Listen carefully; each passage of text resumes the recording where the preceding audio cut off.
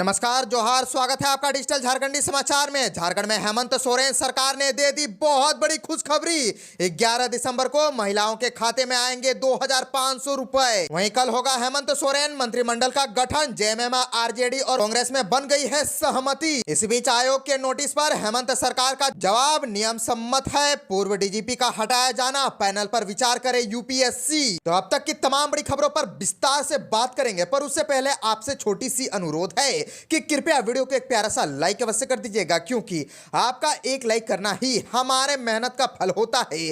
तो चलिए शुरुआत करते हैं आज की पहली और बड़ी खबर से। इस वक्त की बड़ी खबर झारखंड से आ रही है, जहां पर झारखंड में हेमंत सोरेन की सरकार ने दे दी है बहुत बड़ी खुशखबरी। अब 11 दिसंबर को महिलाओं के खाते में आएंगे 2500 रुपए। दरअसल मुख्यमंत्री मैया सम्मान योजना की अगली किस्त के तौर पर महिलाओं के खाते में 2500 रुपए डाले जाएंगे। 11 दिसंबर को यह राशि हस्तांतरित कर दी जाएगी। और आपको बताते चले कि झारखंड मुक्ति मोर्चा के महासचिव सह प्रवक्ता सुप्रियो भट्टाचार्य ने यह जानकारी खुद दी है। उल्लेखनीय है कि मुख्यमंत्री मैया सम्मान योजना के तहत 50 लाख से अधिक महिलाएं निलंबित है। भट्टाचार्य ने कहा कि महिलाओं के खाते में 11 दिसंबर को खटाखट 2500 रुपए की राशि उनके बैंक अकाउंट में डायरेक्ट भेज दी जाएगी। चुनाव परिणाम के बाद भाजपा को जोर का झटका लगा है। 28 आदिवासी सुरक्षित सीटों में 27 पर इंडिया ने जीत हासिल की है। बची हुई एक सीट पर भी बहुत कम अंतर रहा है। परिणाम के बाद भाजपा के प्रदेश अध्यक्ष बाबूलाल मरांडी ज्यादा सक्रिय नजर आ रहे हैं। और आपको बताते चले कि सरकार को उन्होंने आदिम जनजाति को लेकर के कुछ सुझाव दिए हैं। और उन्होंने ये भी कहा कि पड़ोसी उड़ीसा और छत्तीसगढ़ में भाजपा ने आदिवासी मुख्यमंत्री बनाए हैं। बाबूलाल को वहां का दौर का अध्ययन करना चाहिए। उन्हें वहां के आदिम जनजातियों की स्थिति और आर्थिक, सामाजिक व शैक्षणिक हालत को देखनी चाहिए। बाबूलाल बाहरी नेताओं के झांसे में नहीं पड़े। उन्होंने कहा कि बाबूलाल ने कभी असम के चाय बागान में काम करने वाले टी ट्राइब की चर्चा नहीं की। झारखंड से और एक बड़ी खबर आ रही है, जहां पर झारखंड में 5 दिसंबर को होगा हेमंत सोरेन के मंत्रिमंडल का गठन। झारखंड मुक्ति मोर्चा, आरजेडी और कांग्रेस में बन गई है सहमति। दरअसल मुख्यमंत्री हेमंत सोरेन 5 दिसंबर यानी कि कल को मंत्रिमंडल का विस्तार करेंगे। राजभवन के बिरसा मंडप में मंत्रियों का शपथ ग्रहण समारोह होगा। समारोह दोपहर 12:15 बजे आरंभ होगा। इस बाबत राजभवन सचिवालय ने तैयारियां आरंभ कर दी है और राज्यपाल संतोष कुमार गंगावर एवं मंत्रियों को शपथ ग्रहण कराएंगे। और जानकारी के अनुसार मंत्रिमंडल विस्तार में झारखंड मुक्ति मोर्चा के 6, कांग्रेस के 4 और राजद के 1 विधायक को मंत्री पद की शपथ दिलाई जाएगी। इसके अलावा प्रोटेम स्पीकर स्टीफन मरांडी का शपथ ग्रहण भी होगा।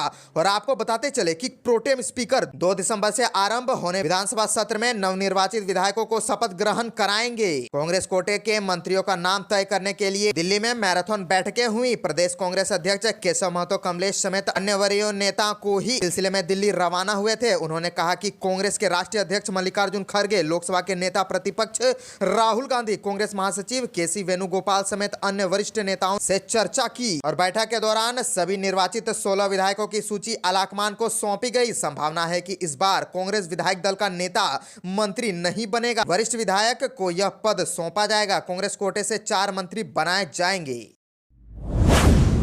आयोग के नोटिस पर हेमंत सरकार का जवाब नियम सम्मत है। पूर्व डीजीपी को हटाया जाना, पैनल पर विचार करे यूपीएससी। दरअसल डीजीपी के पैनल पर संघ लोक सेवा आयोग यानी कि यूपीएससी की आपत्ति का राज्य सरकार ने जवाब भेज दिया है।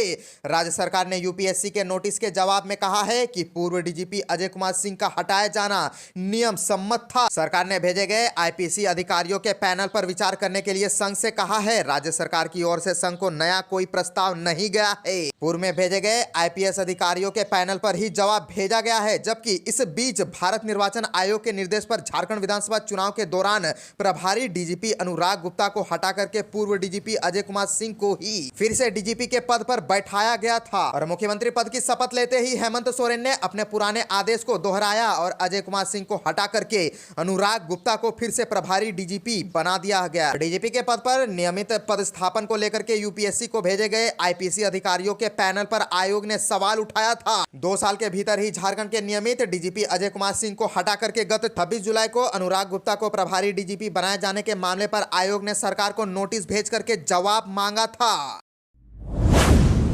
झारखंड हाईकोर्ट का बहुत बड़ा एक्शन, शिक्षा सचिव और माध्यमिका शिक्षा निदेशक के वेतन पर लग गई है रोक। दरअसल झारखंड हाईकोर्ट के जस्टिस संजय प्रसाद की पीठ ने शिक्षक नियुक्ति के संबंधित अवमानना मामले में सुनवाई करते हुए शिक्षा सचिव और माध्यमिक शिक्षा निदेशक के वेतन पर रोक लगा दी है। पीठ ने शिक्षा सचिव, माध्यमिक शिक्षा निदेशक और रांची के जिला शिक्षा पदाधिकारी को कोर्ट में सशरीर उपस्थित होने का आदेश दिया है। मामले की अगली सुनवाई 3 जनवरी को निर्धारित की गई है। इसको लेकर के दीपक कुमार और रश्मि कुमारी ने हाई कोर्ट में अवमानना याचिका दाखिल की है और सुनवाई के दौरान प्रार्थियों की ओर से अधिवक्ता राजेंद्र कृष्ण ने कोर्ट को बताया कि वर्ष 2008-9 में दोनों प्रार्थियों की नियुक्ति डोरंडा उच्च बालिका विद्यालय में हुई थी। हाई कोर्ट के आदेश के बाद सरकार के लिए मुश्किल पैदा हो गई है। इस तरह से 2 बड़े अधिकारियों पर एक्शन सरकार के लिए चुनौती से कम नहीं है। हालांकि अब नई सरकार के गठन के बाद इस मामले पर क्या फैसला होता है वह देखने वाली बात होगी। और सरकार ने इसकी नियुक्ति स्वीकृत पद पर नहीं होने की बात कहते हुए वेतन आदि का लाभ नहीं दिया।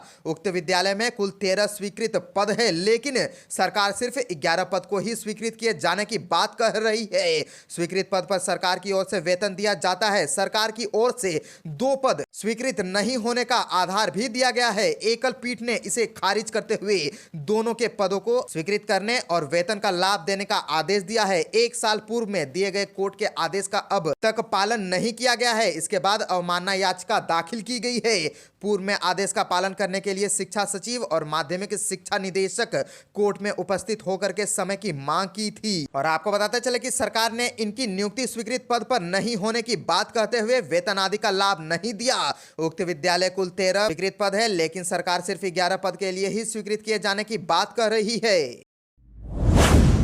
पलामू बालिका गृह यौन शोषण मामले में बहुत बड़ा एक्शन, 2 बड़े अधिकारियों को नौकरी से निकाला गया। दरअसल उपायुक्त शशि रंजन ने पलामू बालिका गृह यौन शोषण कांड में बड़ी कार्रवाई की है। जांच कमेटी की रिपोर्ट पर protection officer, institutional care and district child protection officer को बर्खास्त करने का निर्देश दिया गया है। इन अधिकारियों का दायित्व बाल गृह की मॉनिटरिंग, संप्रेषण गृह, बालिका गृह की जाँच करना तथा बच्चों को संरक्षण करना है, लेकिन अधिकारियों ने अपने दायित्वों का निर्वहन नहीं किया है। साथ ही CWC को भी बर्खास्त करने की अनुशंसा सरकार से की जाएगी। इसके साथ ही गैर सरकारी संस्था विकास इंटरनेशनल को ब्लैक लिस्टेड किया जाएगा। उन्होंने बताया कि इस मामले में शामिल किसी भी पक्ष को बख्शा नहीं जाएगा। बताते चले कि उपायुक्त शशि रंजन ने सदर SDO सुलोचना मीना के नेतृत्व में 3 सदस्यीय जांच दल का गठन किया था। इस दल में जिला समाज कल्याण पदाधिकारी नीता चौहान व सदर CO अमरदीप बिल्होत्रा शामिल थे। जांच टीम ने बालिका गृह में बच्चियों के यौन शोषण को लेकर के देर शाम पलामू DC शशि रंजन को रिपोर्ट सौंपी थी। जांच रिपोर्ट के बाद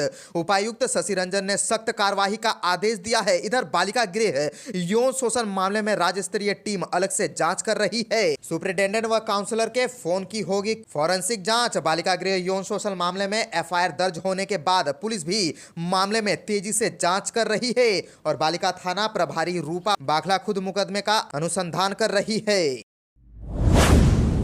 तो चलिए अब बात कर लेते हैं झारखंड के मौसम की। तो झारखंड में अगले 3 दिनों में बिगड़ सकता है मौसम और रांची IMD ने जारी कर दिया है सभी जिलों के लिए हाई अलर्ट। दरअसल सुबह से ही कपकपाती ठंड और सूर्योदय के दर्शन होते ही गर्म का असर, कुछ ऐसा ही राजधानी रांची समेत आसपास के जिलों के मौसम का हाल है।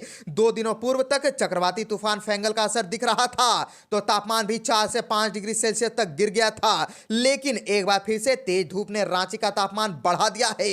हालांकि अब आने वाले 3 से 4 दिनों में मौसम बिगड़ने का अलर्ट जारी किया गया है। लोगों से सावधान रहने की अपील की गई है। रांची मौसम विज्ञान केंद्र के मुताबिक अगले 3 दिनों में झारखंड के कुछ जिलों को छोड़कर के अधिकांश जिलों में 3 से 5 डिग्री तक तापमान में गिरावट देखने को मिल सकती है। ऐसे में लोगों से सावधान रहने की अपील भी की गई है। गर्म कपड़े पहनने की सलाह दी गई है और मौसम विभाग ने यह भी बताया कि 15 दिसंबर के बाद तक तो कोई न्यूनतम तापमान में अधिक बदलाव देखने को नहीं मिलेगा, लेकिन दिसंबर के अंतिम सप्ताह में न्यूनतम तापमान 5 के आसपास या इससे नीचे रह सकता है, जिससे लोगों और अधिक गर्म कपड़ों की जरूरत पड़ सकती है। हेमंत सोरेन ने अधिकारियों को और एक सख्त निर्देश दे दिया कि विधि व्यवस्था प्राथमिकता रहेगी, पुलिस का अपराधियों में खौफ जरूरी है। दरअसल मुख्यमंत्री हेमंत सोरेन ने साइबर अपराध रोकने के लिए मजबूत सेटअप तैयार करने का निर्देश दे दिया है। कहा है कि अपराधियों में पुलिस का भय होना जरूरी है। सीएम ने झारखंड मंत्रालय में राज्य के विधि व्यवस्था का संधारण एवं अपराध नियंत्रण, अवैध माइनिंग पर रोक, मादक पदार्थों पर नकेल कसने व साइबर क्राइम पर लगाम लगाने से संबंधित एक उच्च स्तरीय बैठक की। बैठक में पुलिस विभाग के अधिकारियों ने मुख्यमंत्री के समक्ष पावर पॉइंट प्रेजेंटेशन के माध्यम से राज्य की विधि व्यवस्था, अवैध माइनिंग पर रोक तथा विभिन्न प्रकार के अपराधों अपराधों के नियंत्रण को लेकर के की जा रही कार्यवाही की विस्तृत जानकारी रखी। मुख्यमंत्री ने अधिकारियों से कहा कि राज्य में बेहतर विधि व्यवस्था हमारी सरकार की सर्वोच्च प्राथमिकता है। सुनियोजित अपराध को रोकने के लिए पुलिस एक प्रभावशाली प्लान तैयार कर चिन्हित अपराधियों पर कड़ी से कड़ी कार्रवाई सुनिश्चित करे। ऑर्गेनाइज्ड क्राइम तभी रुकेगा जब स्ट्रॉन्ग पुलिस का डर अपराधियों के भीतर दिखाई दे। पुलिस का भय अपराध करने वाले में होना जरूरी है। पुलिस अधिकारियों ने मुख्यमंत्री को बताया कि पिछले 3 वर्षों में विभिन्न अपराध कांडों में कमी आई है। दहेज हत्या से प्रभावित जिले पलामू, गढ़वा, हजारीबाग, गिरिडीह, धनबाद एवं सामान्य हत्या बोकारो में ज्यादा फोकस करते हुए इन कांडों में नियंत्रण के लिए कदम उठाए जा रहे हैं।